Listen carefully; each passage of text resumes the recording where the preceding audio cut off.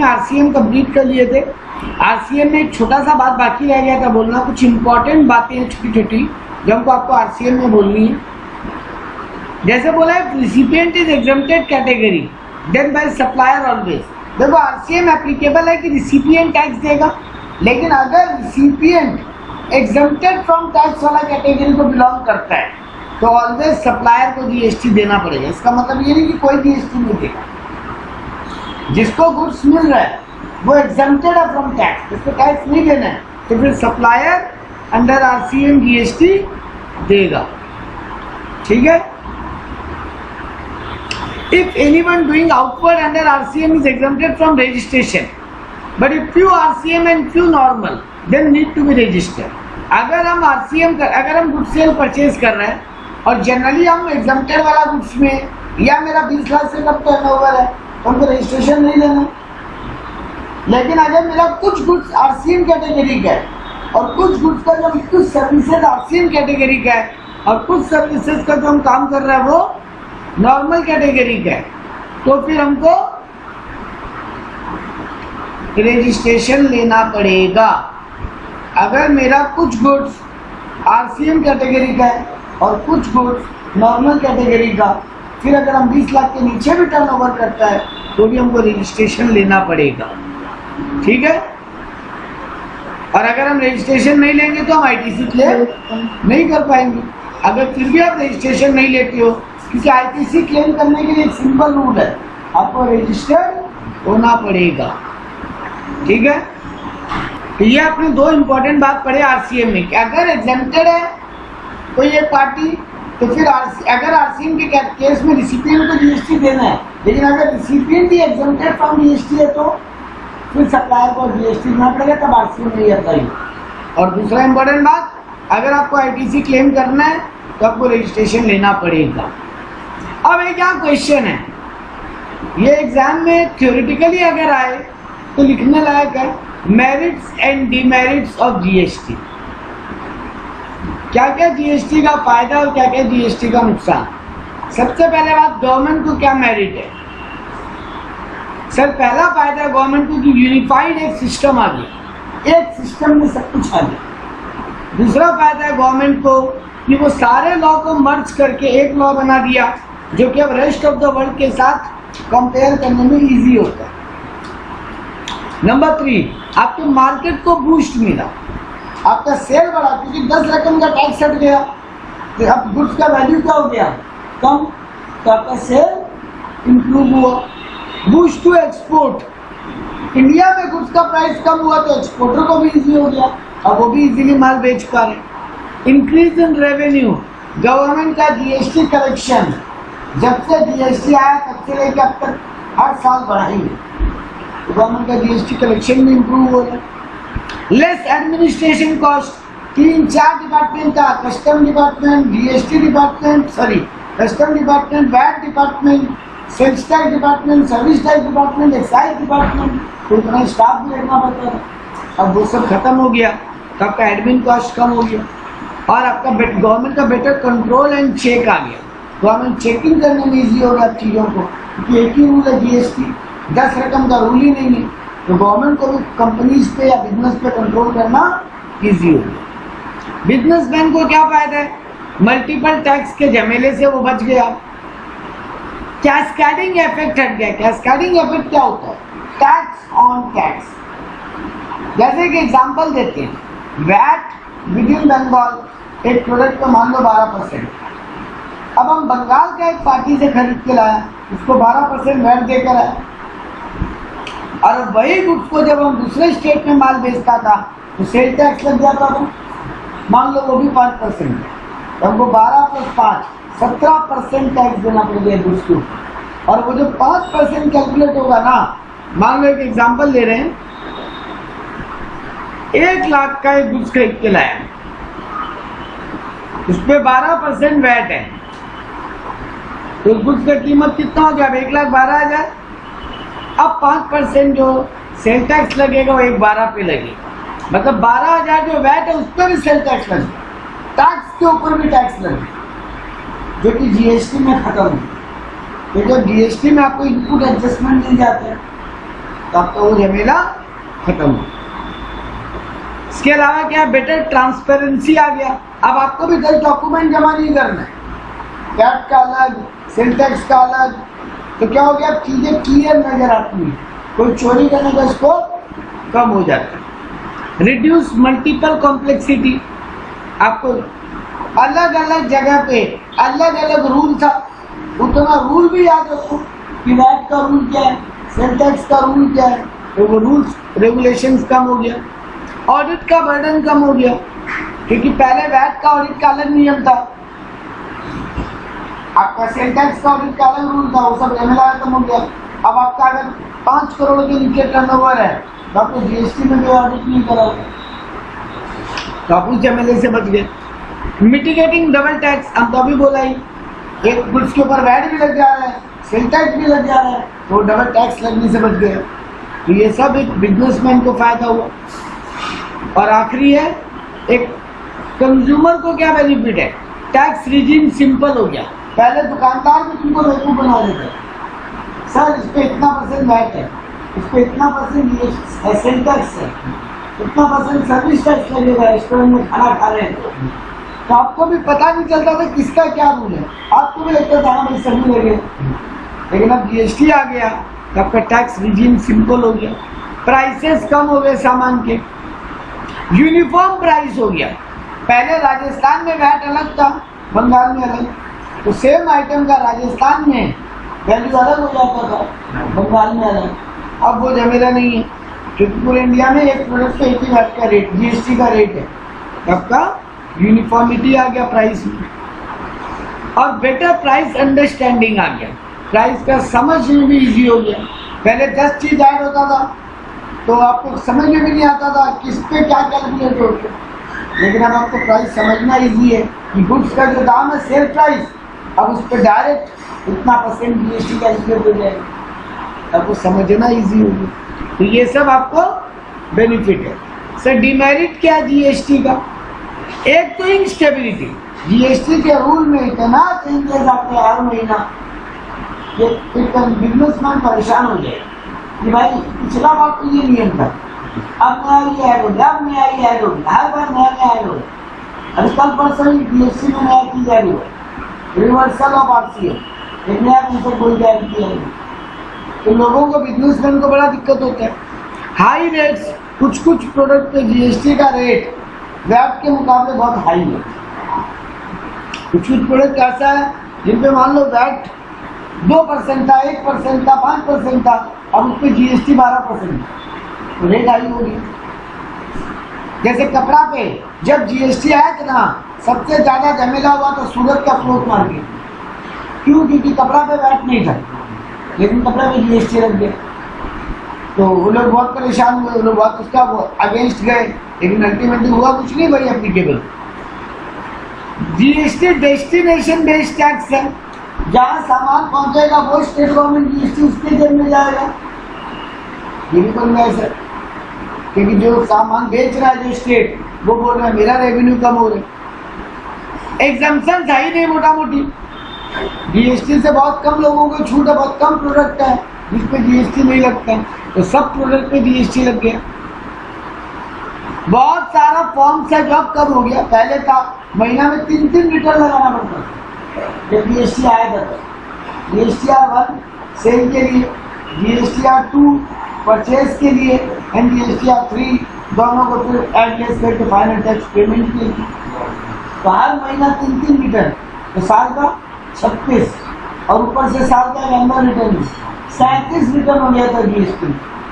तो लोगों को लगता था कि हम रिटर्न ही भरते रहे, माल बाद में बेचेंगे, पहले जीएसटी का रिटर्न लगा लेते, तो लोगों को दिक्कत था। लेकिन अब मोटा मोटी इजी कर दिए, 1 और 3 दो ही रखा है, और 3 में भी तुमको ज्यादा कुछ भरना नहीं है, सब ऑटो फिल आता है। Sir ITC of one state cannot be adjusted with other, state का ITC दूसरे स्टेट से एडजस्ट नहीं होगा, ITC इनपुट टैक्स सेंट्रल का स्टेट से नहीं होगा, वो भी एक नेगेटिव बात है कि हमको आप रोक दे रहे हो। अब मेरा मान लो सेंट्रल में बहुत बड़ा इनपुट है, लेकिन स्टेट में मेरे पास इनपुट नहीं है, तो भी हम एडजस्ट नहीं कर सकते, इनपुट होते हुए हमको टैक्स देना पड़ेगा। वो तो लास्ट पहले केस में था, सीएस का तरफ था और लाट अलग है। ठीक है, इसका बुराई बताइए, ये नहीं बता रहे वहां से क्या अच्छा है बुरा हो, इसमें क्या बुराई है, इसका लिमिटेशन। तो ये का ये पार्ट मेरा जीएसटीआर का पहला पार्ट का पहला पीडीएफ का नोट्स खत्म, सेकंड पीडीएफ पे आते हैं। इसमें 2-3 इंपॉर्टेंट बातें, 4 ही पेज का नोट से बड़ा नहीं है सेकंड पीडीएफ।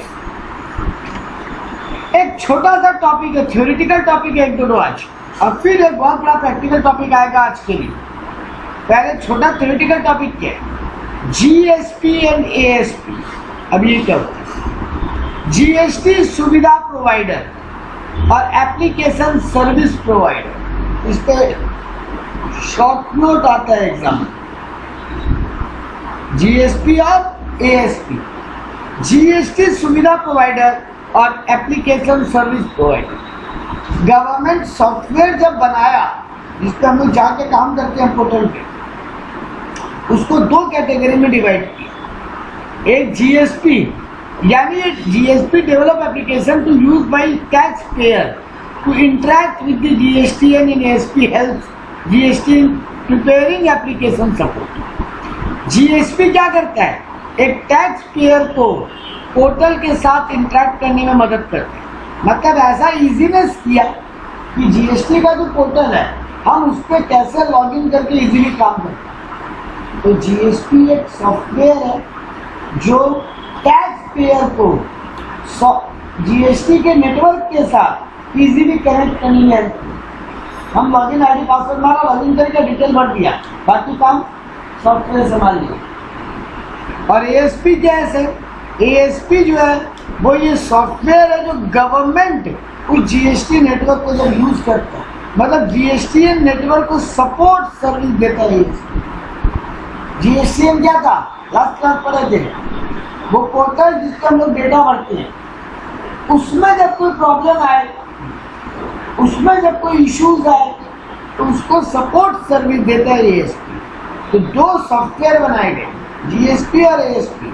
जीएसपी आपको जीएसटीएन के साथ इंटरेक्ट करने में हेल्प करता है, और एएसपी सपोर्ट सर्विस देता है जीएसपी को, ताकि कभी कोई इश्यूज आए, प्रॉब्लम आए, तो वही रिजॉल्व हो जाए। कभी अचानक हो रहा है, लॉगिन नहीं ले रहे, एरर दिखा रहे, तो एएसपी अपने आप उसको ठीक करके सॉफ्टवेयर है, अंदर ही एक सॉफ्टवेयर है उसको, जो पोर्टल को मदद कर रहा है, जब भी कुछ प्रॉब्लम आ रहा है पोर्टल को ठीक करेगी।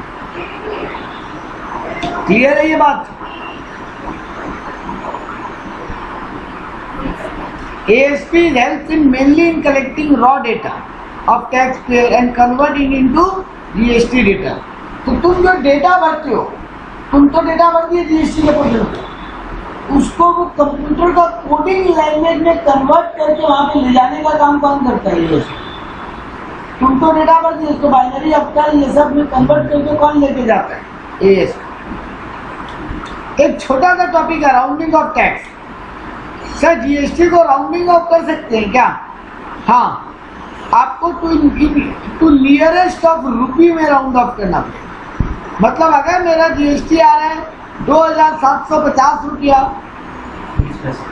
30 पैसा, तो हमको 2750 लिखिए। आईटीआर में राउंडिंग होता है, आईटीआर में नियरेस्ट ऑफ 10। यहाँ पे बोल रहा है तुम्हारा 2750.3 आ रहा है, तो 2750 कर लो, लेकिन 2750.5 आ रहा है, तो फिर उसको 2751 कर दो। तो नियरेस्ट ऑफ रुपी में राउंड ऑफ करो, नियरेस्ट ऑफ रुपी। 2751 रुपये आ रहे हैं, 2751 का 75 पैसा, तो उसको 2752 करिए। लेकिन 2751 रुपया 25 पैसा आ रहे हैं, उसको 2751 ही, मतलब रुपी की तरफ राउंड ऑफ करो। अगर लेस देन 50 है तो नीचे की तरफ, मोर देन 50 है तो ऊपर की तरफ। एक्सेस टैक्स अगर कलेक्ट कर लिए हम क्लाइंट से, तो क्या करें, ये आंसर आप लोग करो। मेरे पास एक कस्टमर आया, हम बैग बेचने का बिजनेस करता है, एक कस्टमर आया, बोला हमको 50 बैग चाहिए। हम बोला ठीक है, हम भूल गया बैग पे 12% जीएसटी, हम गलती से 18% लगा के बायर से कलेक्ट कर लिया। लेट्स से 50,000 का बिल बना था। 50,000 का बिल बनने पे 12% जीएसटी कितना होता है? 50,000 का 12% 6,000। हम 6,000 GST कलेक्ट करना चाहिए था हमको। हम 50,000 का 18% कलेक्ट कर लिया, मतलब 9,000 कलेक्ट कर लिया। तो ये 3,000 के एक्सेस जीएसटी हम ले लिया अपने कस्टमर से, क्या करें उसका?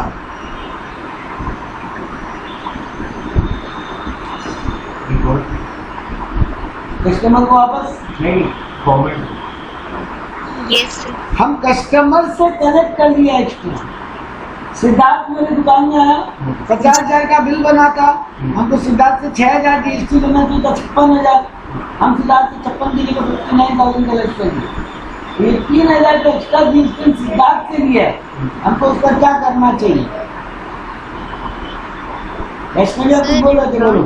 हाँ बोलो। नहीं सर, मेरे दिमाग में तो नहीं। वैष्णवी बोल रही है क्लाइंट को रिटर्न कर दो।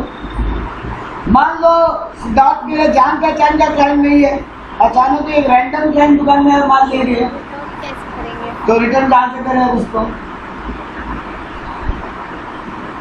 सर आपको गवर्नमेंट में जमा कर देना होगा, आप अपनी जेब में नहीं रख सकते। तो एक्सेस जीएसटी अगर कलेक्ट कर लो, if seller collect excess tax from buyer, then it need to be deposited to government or we can return to customer also. अगर कस्टमर को रिटर्न कर सकते हैं तो कर दो, लेकिन अगर नहीं कर सकते तो गवर्नमेंट में डिपॉजिट करो, ठीक है?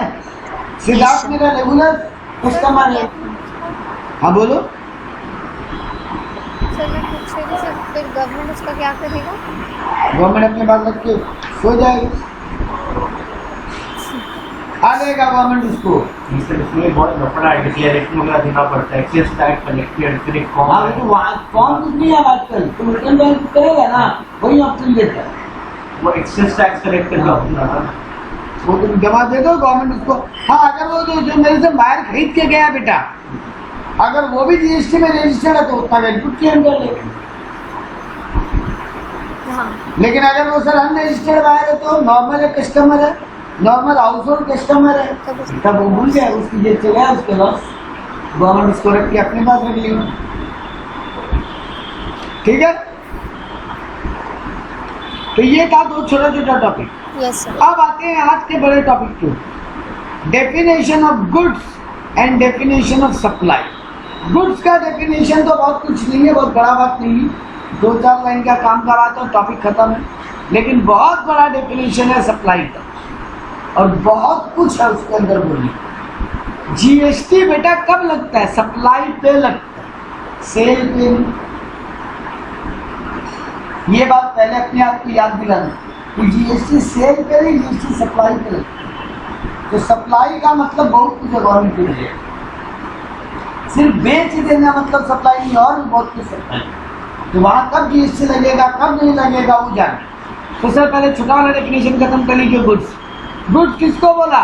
Every kind of movable item और property, every kind of movable item और property other than money and securities. यानी सब मनी पे, मनी ट्रांसफर पे जीएसटी नहीं है और शेयर ट्रांसफर पे जीएसटी नहीं है ना, क्योंकि गुड्स के डेफिनेशन में दोनों को इंक्लूड नहीं किया।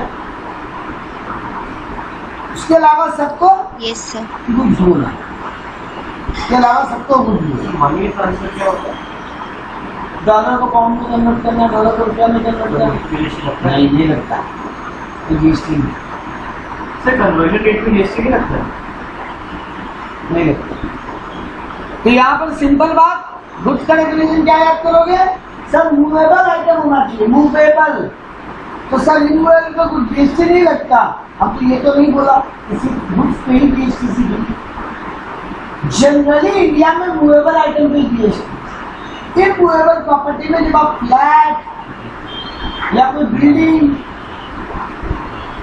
लैंड में नहीं लगता, फ्लैट बोला हम, फ्लैट कोई घर बंगलो वो बेचे तो जीएसटी लगता, लेकिन नहीं वो भी नया वाला घर बेचे, सेकेंड हैंड फ्लैट बेचे उसको जीएसटी नहीं लगता। जैसे अभी हम नया घर खरीदा, बिल्डर बनाया और हम खरीद लिया, तो फिर उसके जीएसटी लगेगा 1%। लेकिन अगर बिल्डर बना के किसी को बेचा, अब उससे हम खरीदा, तो दोबारा सेल पे जीएसटी नहीं लगता। तो मूवेबल आइटम पे ही मेनली जीएसटी, मूवेबल में खाली वो घर बात को याद रखो। लैंड में क्या लगता है? लैंड में जीएसटी का प्रॉपर्टी टैक्स लगता है, और उसमें रहती है, तो फ्लैट में भी लगता है, फ्लैट में दोनों लग जाए, तो डिवाइड से स्प्लिट कर देते हैं ना। हाँ। तो यहाँ पर सीधा बात, आपको गुड्स का डेफिनेशन में क्या याद रखना है? Movable item other than money and security. लेकिन goods includes actionable claim, growing crops, grass and things attached to the land but agreed to be severe before supply.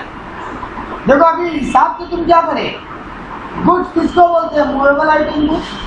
तो फिर जमीन से जुड़ा हुआ पेड़, जमीन पे उगा हुआ घास, जमीन पे उगा हुआ क्रॉप्स, क्या ये गुड्स है कि नहीं? पहले नॉर्मल डेफिनेशन की बात करें, नहीं है, फाइनल वर्डिक्ट नहीं दिया, हम तोड़ के जा रहे स्टोरी को। हम ये बोलना चाह रहे हैं बेटा, एक जमीन पे उगा हुआ घास है, ये जमीन पे उगा हुआ पेड़ है, या जमीन पे उगा हुआ क्रॉप है, क्या ये मूवेबल है? हाँ या ना?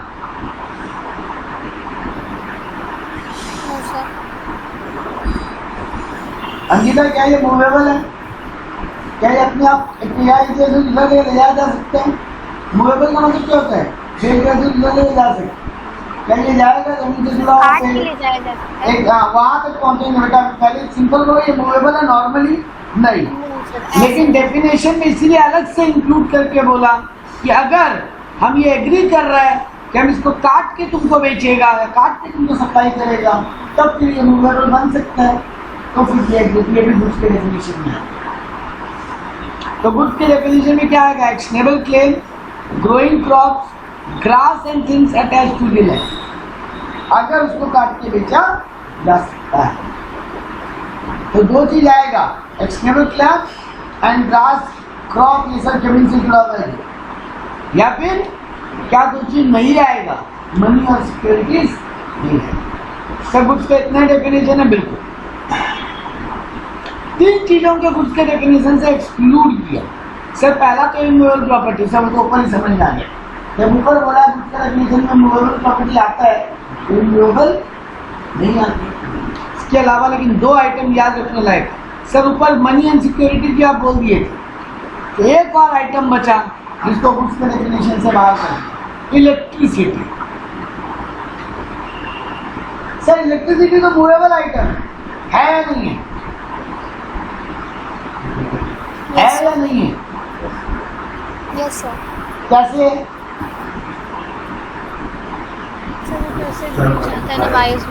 हाँ, वो ट्रांसमिशन होता है बेटा, ट्रांसमिशन। इलेक्ट्रिक कंपनी के एक जगह जनरेट कर रहा है, ट्रांसफॉर्मर्स के थ्रू तुम्हारे एरिया में पहुंचा रहा है, मतलब ये मूवेबल है सर। लेकिन गवर्नमेंट बोला हम उसको गुड्स के डेफिनेशन में नहीं रखेंगे, मतलब इलेक्ट्रिसिटी को जीएसटी नहीं लगेंगे, सप्लाई के डेफिनेशन में रखेंगे सर, नहीं गुड्स के डेफिनेशन में नहीं रखेंगे। इलेक्ट्रिसिटी में जीएसटी नहीं रखते? नहीं सर, मैं पूछ रही थी वो ऐसे सप्लाई या सर्विस में आएगा तो इलेक्ट्रिसिटी नहीं, इसीलिए तो नहीं आएगा, तो गुड्स में नहीं रखा, गुड्स का ही तो सप्लाई होगा ना। एक्चुअली में गवर्नमेंट इन चीजों को, यही मूवेबल प्रॉपर्टी को, मनी सिक्योरिटीज को, इलेक्ट्रिसिटी को, इनके ऊपर जीएसटी नहीं लगाना चाहता, तो इनको गुड्स के डेफिनेशन से बाहर निकाल दो। तो मतलब इलेक्ट्रिसिटी में कोई टैक्स नहीं है? टैक्स है, हम जीएसटी बोला। इलेक्ट्रिसिटी पे अलग अलग टाइप का चार्जेस और टैक्स। हाँ, गवर्नमेंट पे जीएसटी नहीं लगना चाहिए, ठीक है? यस तो गवर्नमेंट को गुड्स के डेफिनेशन से बाहर कर दिया। तो सर सिंपल रखिए, दो चीज को इंक्लूड कीजिए, actionable claim and growing grass crop things attached to the land. तीन चीज को एक्सक्लूड कर दीजिए, इमूवेबल प्रॉपर्टी, इलेक्ट्रिसिटी और मनी एंड सिक्योरिटी। आपका अपनी आप डेफिनेशन हो जाएगी, ठीक है? अब आता है सबसे धांसू चीज, सप्लाई। सप्लाई माने बेसिकली आप लोग क्या जानते हैं? सर कोई चीज को जब हम किसी को दें ठीक बात। तो देखो सप्लाई का डेफिनेशन को 3-4 सेक्शन में तोड़ा। आपको सेक्शन नंबर नहीं आता है कोई दिक्कत नहीं, आपका चॉइस है। सेक्शन 7(1)(a वो बोला सप्लाई का पहले बेसिक मीनिंग क्या हो। बेसिक मीनिंग होता है sale, transfer, barter, exchange, licence, rental, lease, disposal. Sir एक एक करके डिस्कस कीजिए। बेटा सेल और ट्रांसफर को डिस्कस करने की कोई दरकार नहीं, नॉर्मल मीनिंग जानते हो। बार्टर का मतलब भी जानते हो ना, हम एक सामान दे के बदले में दूसरा सामान ले तो सर उस पर भी जीएसटी लगाएंगे, बिल्कुल लगाएंगे। हम तुमको सेकेंड हैंड मोबाइल दिया, बदले में तुमसे नया मोबाइल लिया, थोड़ा पैसा देगी तो सिर्फ वो पैसा वाला वैल्यू पे जीएसटी नहीं लगेगा। मान लो एक एग्जांपल लेकर हम तुमसे 25,000 का फोन लिया, हम बोला 15,000 का मेरा पुराना मोबाइल ले लो और 10,000 कैश ले लो। तो एक तरीके से तो हम 15,000 का एक मोबाइल दे के दूसरा मोबाइल लिया है ना, ये बार्टर सिस्टम हुआ ना। बचपन में पढ़ते थे ना बार्टर सिस्टम किसको बोलते थे, कमोडिटी के बदले कमोडिटी, सामान के बदले सामान, को बार्टर सिस्टम पढ़ते थे। तो बेटा जी यहाँ बोला है बार्टर को भी सप्लाई के डेफिनेशन में इंक्लूड करेंगे। तो बेटा जी क्या क्या सप्लाई है सर, सेल है, ट्रांसफर है, बार्टर है। एक्सचेंज भी वही कैटेगरी का हो गया, एक चीज के बाद जीएसटी कैसे लगता है, जीएसटी कैसे लगेगा, जो कुछ तुम ले रहे हो उसकी वैल्यू। फिर मानिए 25,000 का, ये रहा 25,000 का मोबाइल हम कैसे ले रहे हैं, 25,000 का वो बंद कर दी तो 25,000 में 25 की जीएसटी लगी है। तो गुड्स तो वैल्यू कैसे डिफाइन करेंगे। 25,000 का वैल्यू हो गया तो तुम्हारा जो कुछ हम तुमसे ले रहे हैं नया वाला आइटम, उसका वैल्यू कितना है। तो इसका मानिए फोन है तो इसके बदले वाला फोन में ले लिया, दोनों 25,000 का ही है। वैल्यू कैसे समझ में आएगा, मार्केट वैल्यू नहीं होगा, वो पढ़ेंगे। वैसे क्वेश्चन अच्छा है सिद्धार्थ का कि सर वैल्यू कैसे समझ में आएगा। हाँ सिद्धार्थ का पॉइंट ये है कि सर उसके पास एक 25,000 का फोन है, आपके पास भी 25,000 का फोन है, दोनों एक दूसरे के बदले में एक्सचेंज करिए। सर एक बार ये 25,000 बोलना बंद कीजिए, ये 25,000 बोलती का वैल्यू बता दे रहे। चलो ठीक है, सिद्धार्थ के पास एक फोन है, नीरज के पास एक फोन है। सिद्धार्थ अपना फोन नीरज को दिया, नीरज वाला फोन ले लिया, अब जीएसटी किस वैल्यू पे लगे। बेटा जी वैल्यू कैलकुलेट करने का आगे लॉजिक पड़ेगा कि जीएसटी में गुड्स का वैल्यू कैसे लेंगे। ठीक है, फिलहाल ये समझो अगर तुम हमसे बार्टर या एक्सचेंज कर रहे हो उस पर भी जीएसटी, उसको भी सप्लाई मानेगा। तब तक क्या क्या बढ़ाया बेटा जी, बहुत अच्छे से याद करना है, इसीलिए हम इतना डिटेल में जा रहे हैं। ये नाम में बस तुक्का नहीं लगाने के लिए, दो चार कोई भी याद रह जाए। तब तक क्या 4 नाम आया, सेल, ट्रांसफर, बार्टर, एक्सचेंज। अगला 4 और है, 8 है टोटल, 8 नाम सेल में। ट्रांसफर को एग्जाम्पल बताइए। ट्रांसफर का एग्जाम्पल क्या है, लाइसेंस। हम तुमको कोई अपना सामान यूज करने का परमिशन दिया, लाइसेंस मिलता है ना, लाइसेंस, उस पर भी जीएसटी लगा, वो भी एक तरह का सप्लाई है, वो भी एक तरह का सप्लाई है। हम तुमको अगर अपना कोई सामान देते हैं यूज करने, लाइसेंस दे रहे हैं तुमको अपना कोई सामान यूज करने का, वो भी एक तरह का सप्लाई है। क्योंकि मेरे से तुम्हारे पास जा रहे हैं वो चीज यूज करने के लिए, तो सर उस पर भी जीएसटी लगेगा। रेंटल, भाड़ा ले रहे हैं, भाड़ा में भी जीएसटी है, भाड़ा भी एक तरह का सप्लाई है। मेरा घर था, हम तुमको रहने के लिए दिए, सर रेसिडेंशियल भाड़ा में जीएसटी नहीं लगता, बात सही है, कमर्शियल भाड़ा का बात हो रहे हैं। मेरा एक ऑफिस है, हम आपको भाड़ा पे दे दिया, आप भी उसमें ऑफिस चलाओ, या मेरा एक फ्लैट है लेकिन हम भाड़ा पे दिए और आप उसमें ऑफिस चलाओ। आप किस पर्पस के लिए घर भाड़ा पे ले रहे हो, कमर्शियल पर्पस, रेसिडेंशियल नहीं। घर भाड़ा पे देते रहने के लिए, उस पर जीएसटी नहीं है। सर वो तो इमोरल प्रॉपर्टी था, कहाँ उसको घुसाने देते हैं, और आपको बता दें इमोरल प्रॉपर्टी गुड्स नहीं है। गवर्नमेंट बोला इमोरल प्रॉपर्टी बेचना गुड्स नहीं है, भाड़ा पे देना तो गुड्स ही है, भाड़ा पे देना तो एक सर्विस है ना, तो सप्लाई में, हाँ सप्लाई माना जाए। लेकिन बात इतना ध्यान रख लो, वो भाड़ा पे कब टैक्स लगेगा, जीएसटी कब लगेगा और कब नहीं लगेगा। सर अगर हम कमर्शियल पर्पस के लिए भाड़ा पे दे रहे हैं, हम आपको भाड़ा पे दे रहे हैं जिसमें आप ऑफिस बनाओगे, गोडाउन बनाओगे, शोरूम बनाओगे, तो फिर आपको जीएसटी लगेगा। लीज पे दे रहे हैं, लीज पे। हम आपको अपना प्रॉपर्टी 25 साल का लीज पे दे दें। सर लीज और कुछ नहीं है, भाड़ा का टाइप ही। लीज और क्या है बेटा? Lease is a type of rental agreement. Normal rental agreement साल भर का 2 साल का होता है। हम तुमको 12 साल 15 साल 20 साल 25 साल 99 साल का लीज पे दे दिया, तो बेटा जी एक तरीके से हम तुमसे भाड़ा ही कमाएंगे, तो उस पर भी जीएसटी लगेगा। अगर कोई प्राइवेट प्रॉपर्टी है और कमर्शियल प्रॉपर्टी है, उसको वो प्राइवेट भाड़ा पे दिया तो मतलब अगर मेरा प्रॉपर्टी है और वो प्राइवेट कमर्शियल है तो मैं उसको प्राइवेट में भाड़ा रहने के लिए दे रहे हो तब जीएसटी नहीं। कमर्शियल प्रॉपर्टी है, रेसिडेंशियल रहने के लिए भाड़ा पे जाएगा कोई प्रॉपर्टी तो उसकी जीएसटी नहीं। लेकिन सामने वाला यूज किस पर्पज पे करेगा वो देखो, रहने के लिए तब तक जीएसटी नहीं। सामने वाला जब बिजनेस के यूज करेगा जीएसटी। डिस्पोजल ये क्या होता है? हम तुमको अपना सामान दिए कि जाओ इसको फेंक के डिस्ट्रॉय कर दो, उस पर भी जीएसटी है, वो भी सप्लाई। हम बेस्ट एग्जांपल देते हैं इसको। मैगी वाला कांड याद है जब मैगी में लीड्स मिला था? Yes sir. मैगी क्या किया था उसके बाद? राजस्थान का एक कंपनी को कॉन्ट्रैक्ट दिया था, बोला था पूरे इंडिया में मेरा जितना मैगी का पैकेट है सब तुम बाजार से पिक करवाओ और उसको डिस्ट्रॉय करो, राजस्थान का रेगिस्तान में ले जाके उसको दबा दो। हम कंपनी का नाम बोल रहे थे, ये डील लिया था नेस्ले से। मैगी नेस्ले का ना, तो मैगी को जितना इंडिया में मैगी का पाउच था, पाउच पैकेट बड़ा पैकेट छोटा पैकेट, जो मैगी का पैकेट बाजार से मिला वो कंपनी सब उठा लिया। पर्टिकुलर मैन्युफैक्चरिंग डेट के बाद था जिसमें लीड्स मिला था, वो तो मार्किंग रहता है डेट वाइज। उस मार्किंग का जितना प्रोडक्ट था सब उठवाया, रेगिस्तान में ले गया और उसको पूरा जमीन के नीचे मशीन से क्रश करके पाउडर बनाने के बाद मिट्टी में मिला दिया। इस बात का वो कंपनी नेस्ले से पैसा लिया होगा कि नहीं लिया होगा? बोलो। Yes sir.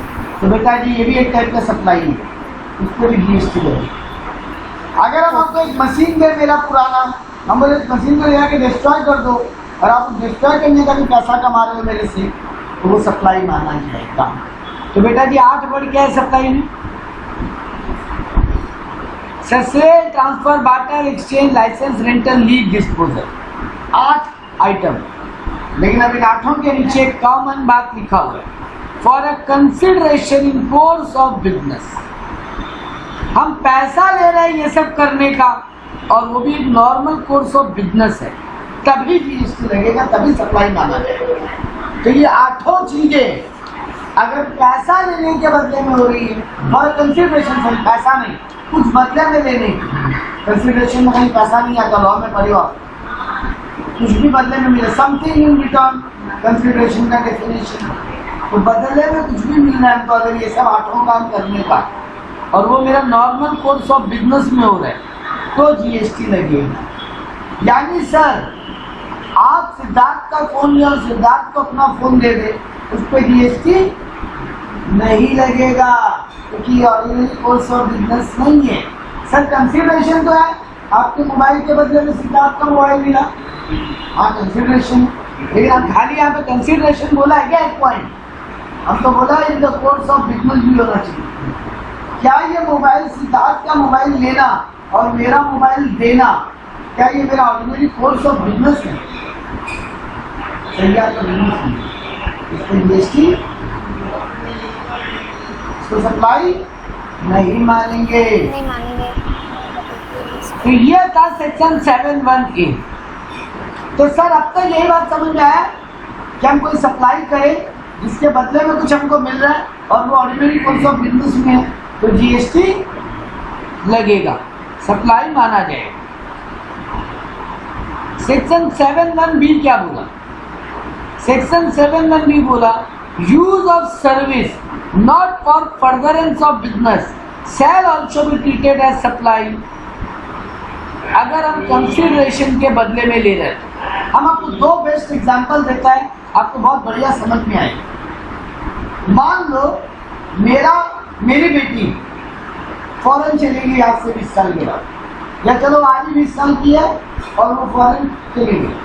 वो वहाँ पे इंटीरियर डेकोरेशन का कोर्स किए और वहीं पर इंटीरियर डेकोरेशन का काम भी करे। चलो कोर्स इंडिया से के कहाँ से किसी को फर्क नहीं पड़ता, वो वहाँ पे इंटीरियर डेकोरेटर।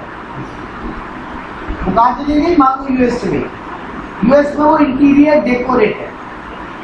अब वो मेरे को अपने पापा को इंडिया में इंटीरियर डेकोरेशन का कोई सर्विस दे रही, सर्विस। ये इंपोर्ट ऑफ सर्विस हुआ ना, क्योंकि हमको सर्विस कहाँ से मिल रहा है, अमेरिका से। अमेरिका इंडिया के बाहर ये इंपोर्ट हुआ, इंपोर्ट। तो यहाँ पर यही बोला, अगर इंपोर्ट ऑफ सर्विस हो रहा है, बदले में कंसिडरेशन पेमेंट हो रहा है, या फिर ये फर्दरेंस ऑफ बिजनेस है, तो जीएसटी लगेगा। सर क्या बोल गया, फिर से दो बात कर ली। फिर से एग्जाम्पल को आगे बढ़ाते हो, ये एग्जाम्पल से सब बात समझ में आ गई। मेरी बेटी गई यूएस, वहां से हमको इंटीरियर डेकोरेशन का सर्विस दे रही है। वो इंटीरियर डेकोरेशन के बदले में हम उसको पेमेंट कर रहे हैं, पेमेंट। तो फिर जीएसटी चार्ज होगा, उसकी सप्लाई माना जाए। ठीक बात। यस। अब इसी एग्जाम्पल का दूसरा टुकड़ा देखिए। मेरी बेटी इंटीरियर डेकोरेशन का सर्विस दे रही है और बदले में मेरे से कोई पेमेंट नहीं दे रही, और वो इंटीरियर डेकोरेशन हम अपने घर का कर रहे हैं, तो जीएसटी नहीं लगेगा। कमर्शियल एक्टिविटी बनेगी। कमर्शियल एक्टिविटी में कोई आगे कुछ और वर्ड बोलेगा, कुछ और वर्ड बोलेगा। मेरी बेटी हमको इंटीरियर डेकोरेशन का सर्विस दे रही है मेरे घर के लिए, और पैसा दे रही है, क्यों सप्लाई माना जाए। मेरी बेटी मेरे को इंटीरियर डेकोरेशन का सर्विस दे रही है मेरे घर के लिए, और पैसा नहीं दे रही है, तो सप्लाई नहीं माना जाएगा। अब तीसरा एग्जांपल लेना और ये पूरा पॉइंट ही खत्म हो जाएगा। मेरी बेटी मेरे कोचिंग सेंटर के लिए इंटीरियर डेकोरेशन का सर्विस दे रही है, पैसा नहीं दे रही है या ले रही है, कोई फर्क नहीं पड़ता, सप्लाई माना जाएगा। मेरा 3 एग्जाम्पल था। मेरी बेटी मेरे घर के इंटीरियर डेकोरेशन के लिए सर्विस दे रही है, सप्लाई माना जाएगा। सर एक ही शर्त का अगर पैसा दे रहे हैं, तो पैसा नहीं दे रहे, कंसिडरेशन नहीं दे रहे, तो सप्लाई नहीं माना जाएगा। लेकिन मेरी बेटी मेरे कोचिंग इंस्टीट्यूट के लिए सर्विस दे रही है, सर पेमेंट कीजिए या मत कीजिए, उस पर जीएसटी लगेगा। पेमेंट करेंगे, इंडियन गवर्नमेंट इसका वैल्यू डिटरमाइन करेगा। फिर बोलेगा वैल्यू निकालना सिखाएंगे अगली क्लास में। वैल्यू निकलेगा कैसे, बहुत इनके मन में आया होगा। सिद्धार्थ का क्वेश्चन राइट है कि सर लगाएंगे किस पे जीएसटी, आपको बेटी को तो पैसा ही नहीं दी,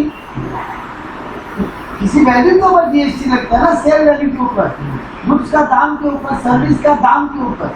फिर आपको सर्विस का दाम ही नहीं है सर। आपकी बेटी आपके कोचिंग सेंटर में इंटीरियर डेकोरेट करने का हेल्प किया, आपका बात से उसका सर्विस थी, कंसल्टेंसी, लेकिन आपकी बेटी आप पेमेंट नहीं दी। सर आपकी बेटी नहीं होती तो ठीक है बाबा, वो एग्जाम्पल था, पेमेंट नहीं दे रहे, तो अगर घर मेरा घर के लिए दे रही है, हम पेमेंट नहीं कर रहे, तो जीएसटी नहीं लगेगा। घर के लिए दे रही है, हम पेमेंट करेगा, तो जीएसटी लगेगा। लेकिन अगर मेरे काम के लिए दे रही है, तो पेमेंट करें या नहीं करें, सप्लाई माना जाएगा और जीएसटी लगेगा। अब मन में आया सर वैल्यू कौन सा, पेमेंट तो किए ही नहीं, कोई बात नहीं, वैल्यू निकालना सिखाएंगे अगले क्लास। रिलेशन का चक्कर है। अगर मान लीजिए मैं भी ठीक है, मेरे एक अननोन आदमी मेरे को अमेरिका से सर्विस दे रहा है मेरे घर के लिए, पेमेंट नहीं दे रहा तो जीएसटी नहीं लगेगा, पेमेंट लेगा तो जीएसटी नहीं। सर अननोन आदमी आपको गवर्नमेंट दे रही है तो विदाउट पेमेंट सर्विस देगा, कौन देगा? गवर्नमेंट का ना पेमेंट, गवर्नमेंट को पता है वहाँ पेमेंट तो आ ही जाएगा, तो वहाँ तो वैसे ही पकड़ लेंगे। प्रॉब्लम रिलेशन वहाँ में आएगा। मान लो मेरी बेटी का शादी की है, अब उसका हस्बैंड इंटीरियर डेकोरेटर है, तो वहाँ को बिना पेमेंट के तो सर्विस दे सकते हैं हमको। जहाँ पे पेमेंट आ रहा पैसा लेगा, लेगा तो बेटी को पैसा लेगा, शादी नहीं करने देंगे क्या, दामाद ढूंढ के लगे ससुर जी का पैसा ले रहे। सर आप तो बहुत हिपोक्रेटिक ससुर जी है, ठीक है पेमेंट दे देंगे, चिंता नहीं। मेरा पॉइंट बड़ा सिंपल था बेटा, अगर आप फॉरेन से सर्विस ले रहे हो अपने इंडिया में कोई फर्दरेंस ऑफ बिजनेस के लिए, फिर चाहे पेमेंट हो या नहीं हो जीएसटी तो देना पड़ेगा। सर गवर्नमेंट बोल रहा है तुम इंडिया में बिजनेस करने के लिए सर्विस ले रहे हो, वो मेरे कोचिंग इंस्टीट्यूट को इंटीरियर डेकोरेट कर रही है, ये मेरा फर्दरेंस ऑफ बिजनेस हुआ ना, हुआ कि नहीं हुआ? Yes sir. तो बेटा जी वहां तो जीएसटी देना पड़ेगा चाहे पैसा दो या मत। लेकिन अगर आप कोई सर्विस ले रहे हो पर्सनल नेचर का तो आप पैसा लोगे तो जीएसटी लगेगा, पैसा नहीं दोगे तो जीएसटी नहीं लगेगा। यही बात बोलना था। तो सेक्शन 7(1) भी यही बात बोला। सर सेक्शन 7(1)(c) आखिरी सेक्शन है और 7(1)(d) एक और 7(2) एक और है। सर 7(1)(c) क्या बोलते हैं? अब आपसे हम एक क्वेश्चन पूछेंगे, करना आंसर, और जो आप आंसर करोगे गलत या सही जो भी वही 7(1)(c) हो। मेरा कलकत्ता में एक मैन्युफैक्चरिंग या होलसेल का बड़ा बिजनेस है, मेरा दिल्ली में भी एक ब्रांच है, हम यहाँ से अपने दिल्ली वाले ब्रांच को सामान सप्लाई करें, और मेरा कलकत्ता में भी एक और ब्रांच है, हम कलकत्ता वाले ब्रांच को भी सप्लाई करें। मेरा बढ़िया से एग्जाम्पल देते हैं, मेरा कलकत्ता का हावड़ा में एक बहुत बड़ा मैन्युफैक्चरिंग प्लांट है या होलसेल का बिजनेस है खरीद के बेचती, तो मेरा हेड ऑफिस क्या है कलकत्ता का हावड़ा में। अब मेरा राजारहाट में भी एक ब्रांच है, मेरा सिलीगुड़ी में भी एक ब्रांच है और मेरा दिल्ली में भी एक ब्रांच है। इन तीनों ब्रांच को गुड्स का सप्लाई मेरे हेड ऑफिस से ही होता है। ग्रेट ईस्टर्न शोरूम समझ लो, ये बड़े बड़े इलेक्ट्रॉनिक शोरूम जितना खोल के बैठे हैं, ये सारे ब्रांचेस का खुद के लिए खुद परचेज करते हैं। क्या बैठते हैं एक जगह से परचेजिंग होता है और ये सब ब्रांचेस में सप्लाई हो जाता है। सर एक जगह से परचेजिंग होता है और सब ब्रांच माल चला जाता है। और बेटा जी ये भी सप्लाई के डेफिनेशन में आएगा ये, क्योंकि सप्लाई का डेफिनेशन ट्रांसफर बोला था, ट्रांसफर के यस सर। तो लेकिन अब इस पे जीएसटी लगाएं कि नहीं लगाएं? बोलिए। सिद्धार्थ बोल रहा लगेगा, मतलब सिद्धार्थ तुम ये Yes, बोलना चाहते हो, लगेगा। सिद्धार्थ तुम ये बोलना चाहते हो सॉल्टलेक वाला ब्रांच भी, सिलीगुड़ी वाला ब्रांच भी और दिल्ली वाला ब्रांच भी, तीनों ब्रांच में हम जो माल भेजा तीनों में जीएसटी लगेगा? हाँ अगर हेड ऑफिस से जाएगा सिद्धार्थ ये बोल रहा है तीनों में लगेगा। ऑन प्रॉफिट ब्रांच में ऑन प्रॉफिट, पहला बात तो जीएसटी का भी प्रॉफिट वैल्यू से नहीं होगा, जो भी amount share value, share value, goods का वैल्यू, ठीक है। सिद्धार्थ का बोलना लगेगा। किरण मैडम? यस सर लगेगा। तीनों ज़्यादा जगह? से ज़्यादा सर ज़्यादा से ज़्यादा वो जो सेम स्टेट है उसमें शायद ना लगे, बट बाकी पे तो लगेगा। किरण यू आर लॉजिकली राइट। इसलिए हमने आंसर लॉजिक पे छोड़ा था। किरण का आंसर है, किरण थोड़ा सा शायद वर्ड यूज करके बोल गई, हम वो शायद को हटा देते हैं बस। अगर हम with in the state goods का सप्लाई कर रहे हैं तो जीएसटी नहीं अट्रैक्ट होता, तो सप्लाई की डेफिनेशन में नहीं देना है। अगर अदर स्टेट में जाते हैं तो सप्लाई अट्रैक्ट हो जाएगा। अब इसमें एक और बात बोलना है बस एक एक्स्ट्रा, मान लो सिलीगुड़ी वाले ब्रांच का अलग जीएसटी नंबर है, देन उस पर भी जीएसटी लगेगा। अब मेरा एग्जांपल तो सुनना, मेरा कलकत्ता वाला जो हेड ऑफिस है वहाँ पे जीएसटी रजिस्ट्रेशन लिया हुआ है, उसका एक जीएसटी नंबर है। सॉल्टलेक वाले ब्रांच का जीएसटी नंबर वही है, हम उसका अलग से कोई जीएसटी रजिस्ट्रेशन नहीं कर रहे, लेकिन सिलीगुड़ी वाले ब्रांच का अलग जीएसटी रजिस्ट्रेशन लेंगे और दिल्ली वाले को अलग लेना ही पड़ेगा सर। हाँ कि ना? दिल्ली वाले को तो आपको लेना ही पड़ेगा। हाँ तो सर जी अगर अलग अलग जीएसटी नंबर है, सर अगर सॉल्टलेक का भी अलग जीएसटी नंबर ले लेते तो वहां भी जीएसटी लगता है।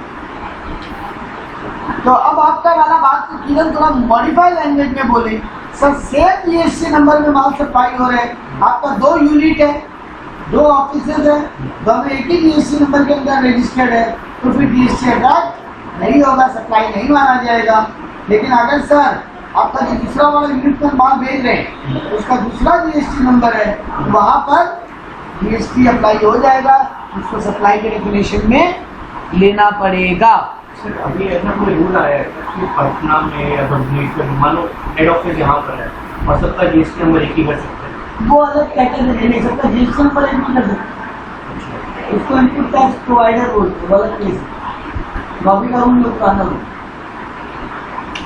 तो पॉइंट यही है कि आपको अगर आपका दूसरा स्टेट है तब तो अदर आपका ऑब्वियसली दूसरा जीएसटी नंबर होगा ही, क्योंकि अलग अलग स्टेट का अलग जीएसटी नंबर होता है, तब तो वैसे ही जीएसटी एप्लीकेबल हो जाएगा, सप्लाई मान लिया जाएगा। लेकिन अगर आप विभिन्न स्टेट बेच रहे हैं और आपका रजिस्ट्रेशन नंबर अलग अलग है दोनों यूनिट्स का, तो फिर जीएसटी अट्रैक्ट हो जाएगा, सप्लाई इन्फॉर्मेशन उसको माना जाएगा। बात क्लियर है?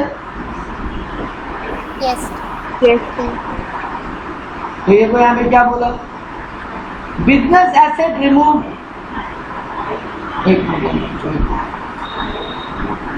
हाँ क्योंकि यहाँ पे ये विदाउट कंसिडरेशन जा रहा है ना सामान, तो यहाँ पे इम्पोर्टेंट बात ये भी था, क्योंकि ये दूसरे ब्रांच में सामान जा रहे हैं, हम ब्रांच से तो पैसा नहीं ले रहे, ब्रांच को बेच के पैसा कलेक्ट करके भेजेगा। प्रॉफिट वाला चीज यूज किया। हाँ नहीं, अगर आप ब्रांच से पेमेंट ले रहे हो तो जीएसटी लग ही जाएगा बेटा, लेकिन जनरली हम बात कर रहे हैं कि हम उन यूनिट, जैसे मान लो मेरा ग्रेट ईस्टर्न का एक शोरूम है बहुत बड़ा, कलकत्ता में मेरा ब्रश शोरूम है, हेड ऑफिस के एक है, तो बेटा कि सब जगह हम जो सामान बेच रहे हैं, जनरली ब्रांच कंसेप्ट में क्या नियम होता है, ब्रांच बेचेगा और पैसा कलेक्ट करके हेड ऑफिस को बेच देगा। ब्रांच से हेड ऑफिस पैसा नहीं मांगेगा, सामान बेचेगा। हाँ, लेकिन अगर ब्रांच से हेड ऑफिस पैसा मांगेगा तब तो जी 7(1) में आ जाएगा डेफिनेशन, क्योंकि 7(1) क्या बोलता है, आप ट्रांसफर करते हो फॉर कंसिडरेशन तो जीएसटी लगेगा, है ना। 7(1) का डेफिनेशन को एकदम शॉर्ट में कैसे याद करोगे सर, ये 8 में से कोई एक काम करते हैं for a consideration in the ordinary course of business, तब तो जीएसटी लगेगा, है ना। सिद्धार्थ का पॉइंट ये था कि एचओ ब्रांच से पैसा ले रहे हैं, एचओ ब्रांच को 10 टीवी बेच रहे, एक टीवी 15-15 हज़ार बोल के 1.5 लाख रुपए ले रहे हैं एचओ ब्रांच, उनका जो हेड ऑफिस ब्रांच से पैसा ले रहे हैं तब तो जीएसटी लगेगा, फॉर कंसिडरेशन।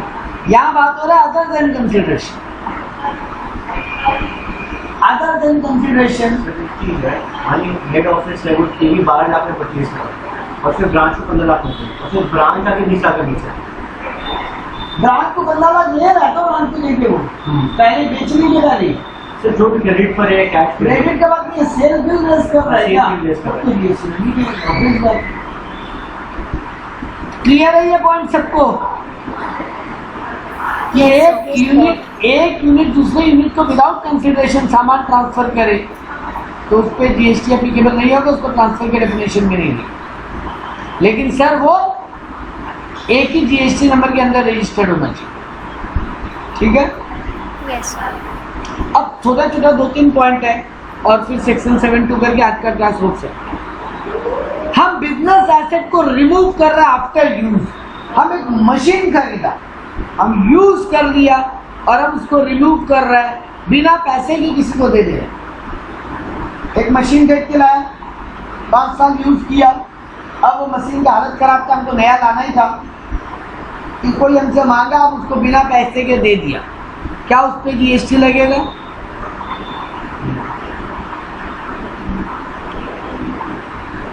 उस पर हम पहले आईटीसी क्लेम कर चुका था, उस मशीन को जब खरीदा था तब उस पर आईटीसी क्लेम किया था, लगेगा। अगर आप इनपुट खाए हो और आप उस मशीन को सल्टा रहे हो भले विदाउट कंसिडरेशन, उस पर जीएसटी लगेगा, ठीक है। ये मेरा बात क्लियर है? अगर आप आईटीसी क्लेम किए उसको, पिताजी आप इनपुट क्लेम कर लोगे और फिर उस एसेट पैसे निकाल दोगे तब तो हमारे पास बिना, हम किसी से भी कैश में पैसा ले ले बेटा, मेरे पास एक मशीन है बेटा, 25 लाख का मशीन था, मान लो उस पर 5% जीएसटी, 25 लाख का 5% कितना होगा?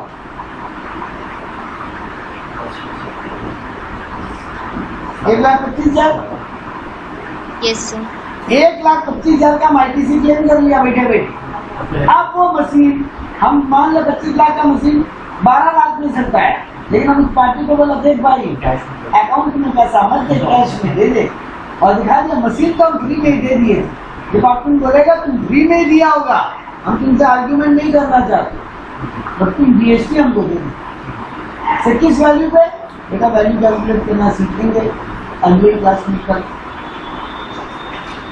अगला कोई ब्रांच वाला टॉपिक तो हम डिस्कस कर ही लिया। हाँ, अगर एम्प्लॉयर एम्प्लॉय को गिफ्ट देता है उस पर जीएसटी लगेगा। एम्प्लॉयर एम्प्लॉई को गिफ्ट दे रहा है, गिफ्ट। मेरा बॉस मेरे को 70,000 का डेल का लैपटॉप दिया, क्या उस पर जीएसटी लगेगा? तो वो पर्सनल यूज के लिए आपको दिया है। उस पे वो परक्यूजिट नहीं लग जाएगा ऑलरेडी। परक्यूजिट तो बेटा इनकम टैक्स, जीएसटी बोलता है हमको कोई इनकम टैक्स से मतलब ही नहीं। वहाँ क्या होता होगा बाहर में जाने के।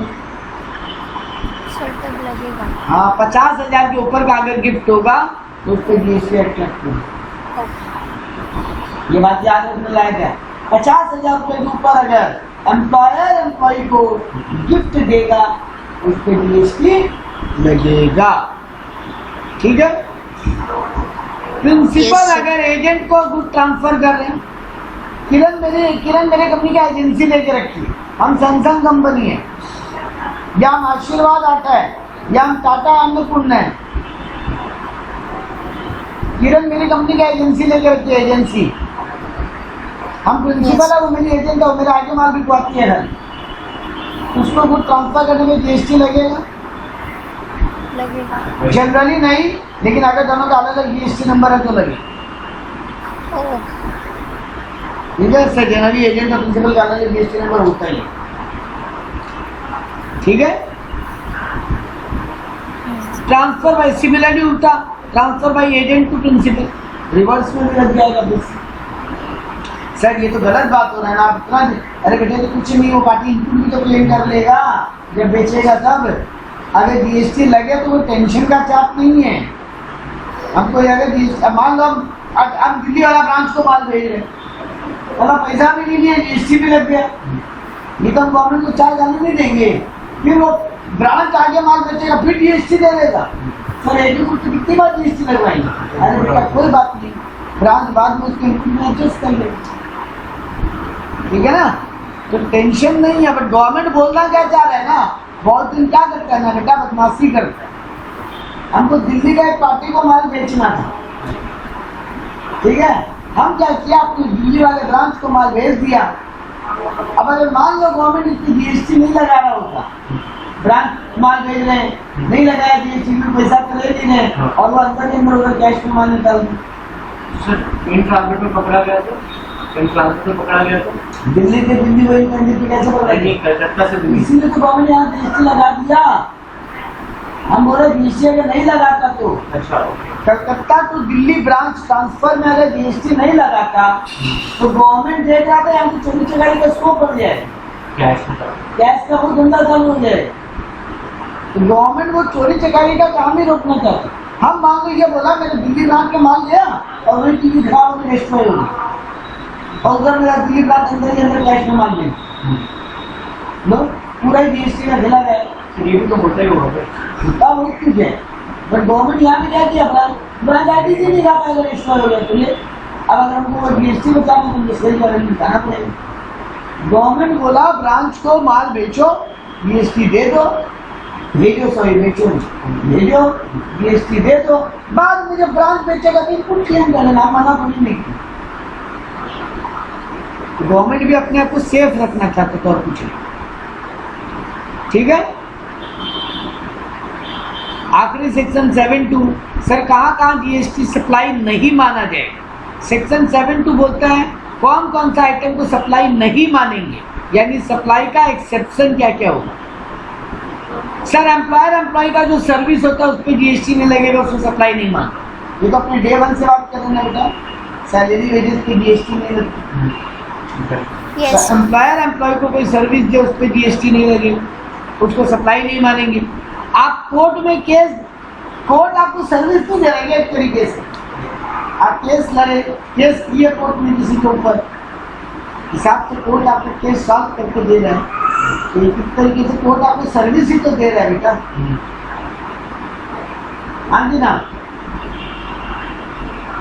लेकिन सर और कोर्ट विभाग का फीस भी लेता होगा, आज सर कुछ फीस लगता है, चार्जेस लगता है, तो सर उस चार्जेस में जीएसटी लग जाएगा। ना ना ना ना, इसको sale of supply of service मानी तो एक्सेप्शन मिलेगी। एमपी एमएलए सर नेता लोग को हर चीज से बात, दोनों खुद तो कोई चीज का भी चार्जेस नहीं लगने देता, तो पहले ही अपना नाम अलग कर लिया कि एमपी एमएलए जो अपनी कंस्टिट्यूएंसी को सर्विस दे रहे हैं, कंस्टिट्यूएंसी को, अपने एरिया के लोगों को। हम एक एरिया से इलेक्शन जीता, वो एरिया मेरा क्या चला है, कंस्टिट्यूएंसी, हम उसको सर्विस दे रहे हैं, उस पर जीएसटी नहीं लगेगा। सर फ्यूनरल सर्विस, चलो सर कुछ तो ठीक रखा, लेकिन इसमें एक खेला गया है गवर्नमेंट। सर कोई मर गया, दफना रहे हैं, चिता जला रहे हैं, वहां भी खर्चा लगता है बेटा, उस पर जीएसटी नहीं है। सर अच्छा बात किया गवर्नमेंट एजेंसी जो करवाती है वो सब पर जीएसटी रजिस्टर्ड होता तो लगेगा। अब आ रहे हैं उसी बात को, मेरा केस सुनना। यहाँ पर दो बढ़िया खेल खेला। एक आजकल वो हुआ है ना कि मशीन में डाल के जलाने वाला कंसेप्ट, आप लोग शायद जानते नहीं जानते हो, Yes. तो बेटा जी उस पर जीएसटी लगेगा। और दूसरा, अगर आप चंदन का लकड़ी से दाग करके, चंदन का लकड़ी से जलाते हो, तो चंदन का जो लकड़ी खरीदो तो उसको जीएसटी लगेगा जलाने की। तो मतलब मरने पे भी गवर्नमेंट पूरी तरीके से जीएसटी छोड़ा नहीं है। कंडीशन मतलब मरने के बाद भी आदमी को रूल याद में रखना पड़ेगा कि हम किसमें जलाया जा रहा है, कहाँ जलाया जा रहा है, और समझ सकते हैं। तो यहाँ पर फ्यूनरल पे जीएसटी जनरली नहीं। Sale of land and building after completion certificate, हम आपको बोला था ना, घर बनते बनते हम खरीद लें उस पर जीएसटी है, लेकिन बन गया, बनने के बाद बिल्डर को भी सर्टिफिकेट ऑफ कंप्लीशन मिल गया, उसके बाद अगर घर बेच रहे हैं तो जीएसटी नहीं देते। आप एक बिल्डर हो, बिल्डिंग बनाते हो, आपका बिल्डिंग कंप्लीट हो गया, आपको एक कंप्लीशन सर्टिफिकेट लेना पड़ता है, वो सर्टिफिकेट भी मिल गया आपको। अब कुछ दिनों के बाद आपका घर बिका तो उस पर जीएसटी नहीं लगी।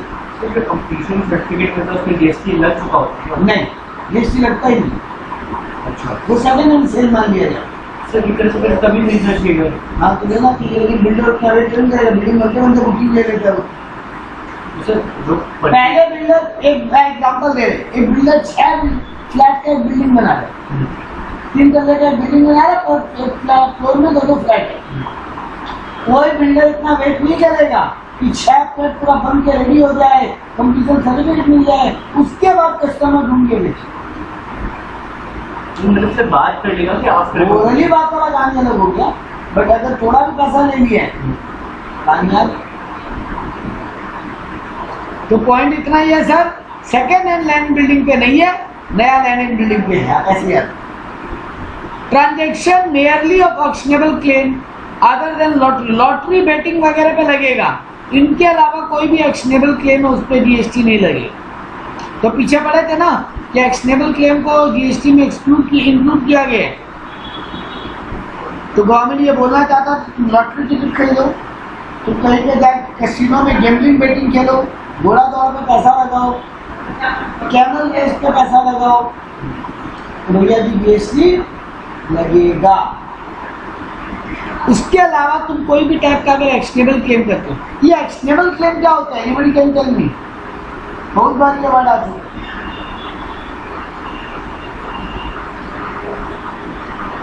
नहीं पता बेटा जी। एक्शनेबल क्लेम का मतलब होता है ऐसा कोई क्लेम जिसके अगेंस्ट हम केस फाइल करके रखे, वो केस फाइलिंग को एक्शनेबल क्लेम बोलते हैं।